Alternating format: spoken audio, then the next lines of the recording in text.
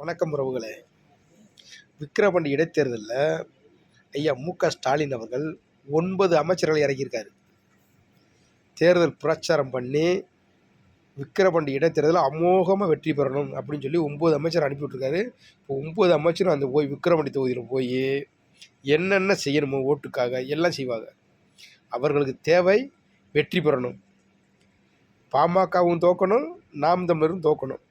ஆமாம், எடப்பாடி அவர் போட்டியில் இல்லைன்னு சொல்லிட்டு போயிட்டார். பிஜேபின்னு தேர்தலில் யாரும் அறிவிக்கவே இல்லை. இப்போ 3 பேர் தான் இருக்காங்க களத்தில். இதில் திமுக அமோகமாக வெற்றி பெறணும். ஏன்னா ஆளுங்கட்சி இதில் தோத்துட்டாங்கன்னு வச்சுங்களேன், அவங்களுக்கு கௌரவ குறைச்சலாகி போயிடும்.